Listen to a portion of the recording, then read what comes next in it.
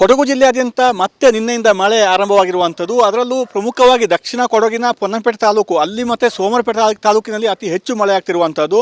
ಮತ್ತು ಹೆಚ್ಚು ಮಳೆಯಾಗ್ತಿರುವ ಹಿನ್ನೆಲೆಯಲ್ಲಿ ಇಂದು ಶಾಲೆಗಳಿಗೆ ರಜೆ ನೀಡಲಾಗಿದೆ. ಅಂದರೆ ಮಡಿಕೇರಿ ತಾಲೂಕು, ಸೋಮವಾರಪೇಟೆ ತಾಲೂಕು ಹಾಗೂ ಪೊನ್ನಂಪೇಟೆ ತಾಲೂಕಿನ ಪ್ರಾಥಮಿಕ ಹಾಗೂ ಪ್ರೌಢಶಾಲೆಗಳಿಗೆ ರಜೆ ನೀಡಿರುವಂಥದ್ದು. ಮತ್ತು ಈ ವರ್ಷ 1174 ಮಿಲಿಮೀಟರ್ ಮಳೆಯಾಗಿದೆ. ಅಂದರೆ 2 ಪಟ್ಟು ಮಳೆ ಜಾಸ್ತಿಯಾಗಿದೆ.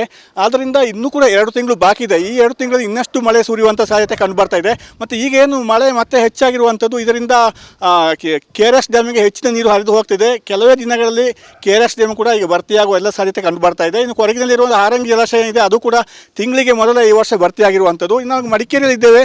ಮಡಿಕೇರಿ ಕೂಡ ಒಂದು ಮಳೆ ಆಗಿರೋದ್ರಿಂದ ಒಂದು ಮಂಜಿನ ವಾತಾವರಣ ಇದನ್ನು ನೋಡ್ಬೋದು ಯಾವ ರೀತಿ ಇದೆ ಅಂತ ಹೇಳುವಂಥದ್ದು. ಇನ್ನು ಮಳೆಗಾಲ ಮುಗಿಯುವವರೆಗೆ ಮಡಿಕೇರಿಯಲ್ಲಿ ಇದೇ ಒಂದು ರೀತಿಯ ವಾತಾವರಣ ಕಂಡು ಬರುತ್ತೆ. ಮಳೆ ಇರುತ್ತೆ, ಮಂಜು ಬರುತ್ತೆ, ಬಿಸಿಲು ಬರುತ್ತೆ, ಇದೇ ರೀತಿ ಇದೆ.